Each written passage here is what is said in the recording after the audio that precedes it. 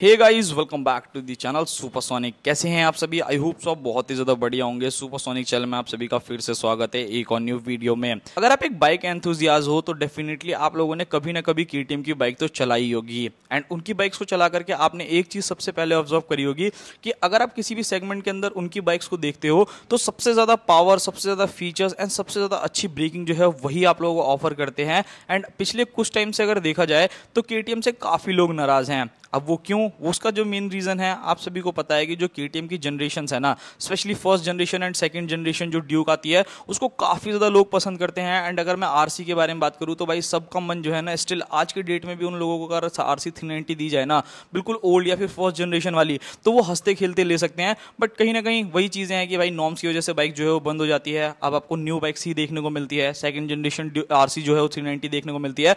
But काफ़ी लोग जो है उसकी लुक्स को लेकर के ना उतने ज़्यादा ऑब्जेक्ट नहीं है जितना भाई आप लोग जो दूसरी वाली बाइक्स यानी जो फर्स्ट जनरेशन आया करती थी। जैसे जैसे कि भाई वक्त निकलता जा रहा है, कंपनीज भी जो है वो कहीं ना कहीं इंडियन मार्केट के अंदर काफी अलग अलग कैटेगरीज की बाइक लेकर के आ रहे हैं। आप लोगों ने अभी तक देखा होगा कि 100 सीसी लोग बाइक को जो है वो काफी पसंद करते थे, 150 सीसी बाइक्स पसंद करते थे, फिर उसके बाद 200 शिफ्ट हुए, फिर उसके बाद 400 शिफ्ट हुए।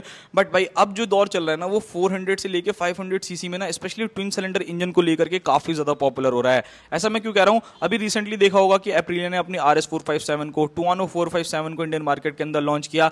BMW अपनी 3 बाइक्स लेकर के आने वाला है जो कि ट्विन सिलेंडर में रहेगी एंड 500 सीसी कैटेगरी की इसके पास है। एंड उसी के साथ अगर टीवीएस को देखोगे तो वो भी अपनी बाइक लेकर के आ रहे हैं। सो भाई केटीएम इस रेस में कैसे पीछे रह सकता है? वैसे ये न्यूज़ तो काफी टाइम पहले निकली थी कि केटीएम जो है अपनी ड्यूक 490 एंड आरसी 490 को जो है इंडियन मार्केट के अंदर लेकर के आ रहा है। बट किसी को बिलीव नहीं हुआ बिकॉज उनकी कंडीशन चल रही थी जिस हिसाब से भाई कहीं ना कहीं कंपनी जो डूबने की ही कगार पे थी। तो ऐसा कोई एक्सपेक्ट नहीं कर रहा था कि भाई ऐसा केटीएम कुछ करने वाला है। बट फाइनली भाई आज जो आप इमेजेस एंड जो टाइटल लाइन देख करके आए हो, ये चीज जो है वो सच होने वाली है। इससे प्रीवियस अगर आप लोग कुछ दिन पहले देखोगे यानी 10 से 15 दिन पहले, तो इन बाइक्स को जो है इंटरनेशनल मार्केट के अंदर भाई टेस्टिंग के दौरान देखा गया था, जहां पर ड्यूक 490 एंड उसी के साथ एडीवी 490 को भी जो है स्पाई किया गया था। इसके अंदर बिल्कुल ही brand new twin cylinder engine जो है वो आप लोगों को बाइक ऑफर करने वाली है। एंड आज के दिन में अगर आप लोग देखते हो तो भाई आपकी आरसी 490 भी जो है वो स्पाई हो चुकी है।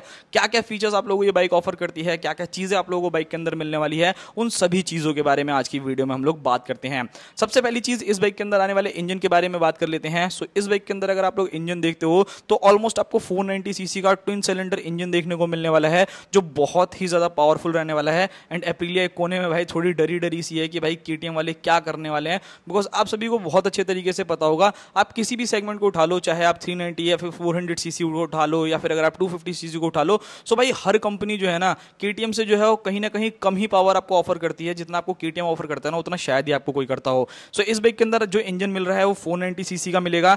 पावर फिगर्स के बारे में बात करी जाए तो 50 से लेकर 55 bhp तक का मैक्सिमम पावर एंड 45 से लेकर के 48 न्यूटन मीटर तक का टॉर्क जो है ये बाइक जनरेट कर सकती है, जो मुझे लगता है कि केटीएम के लिए कोई बड़ी बात नहीं है भाई। ऐसी पावर जो है वो आपको आराम से मिल जाएगा।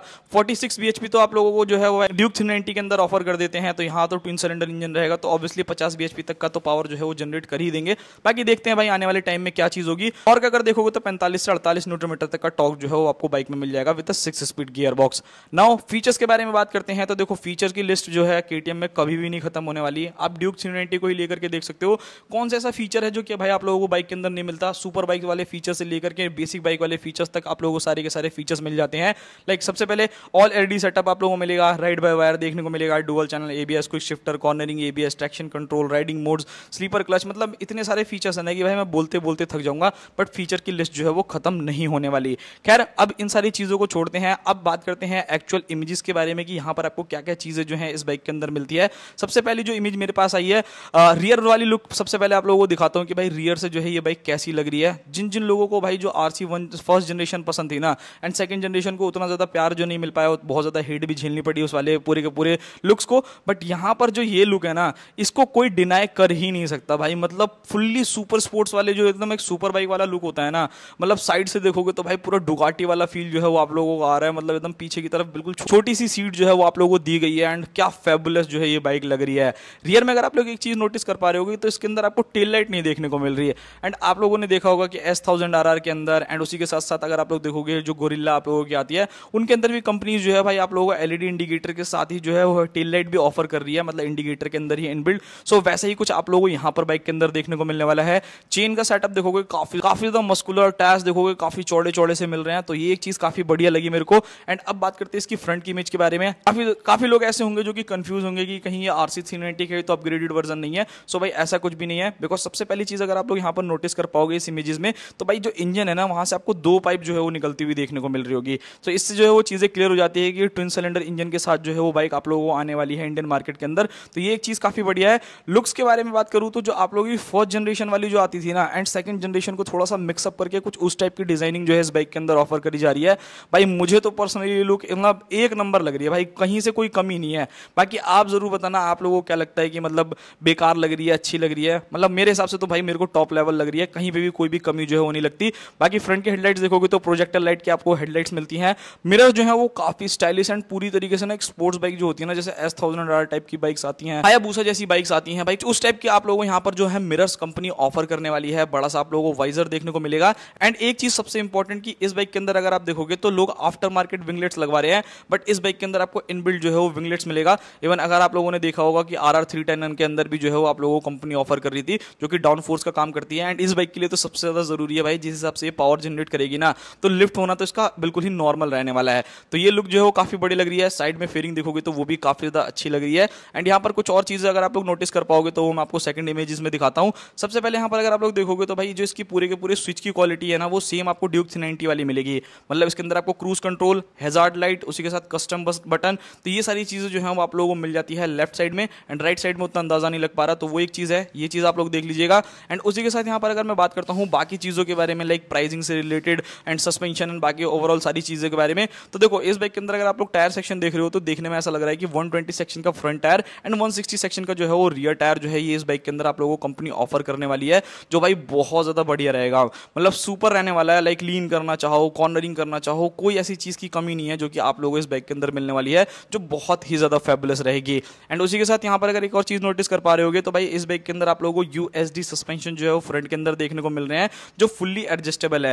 लाइक अगर आप इमेजेस को थोड़ा सा जूम करके देखिएगा तो आप लोगों को दिख जाएगा कि यहाँ पर जो है एडजस्टमेंट के लिए आप लोगों को कंप्रेस एंड रिबाउंड करने के लिए वो देखने को मिल जाता है। तो वो एक चीज काफी बेटर रहने वाली है। एंड उसी के साथ अगर मैं ब्रेकिंग के बारे में बात करता हूँ कि इस बाइक के अंदर क्या ब्रेकिंग आने वाली है, तो ऑलमोस्ट 320 mm की आपको फ्रंट डिस्क एंड 240 mm की रियर डिस्क देखने को मिलेगी, जो कि आपको सुपर मतलब एकदम जबरदस्त वाला फील देने वाली है। कोई भी कॉम्प्रोमाइज जो है वो आप लोगों को नहीं मिलेगा।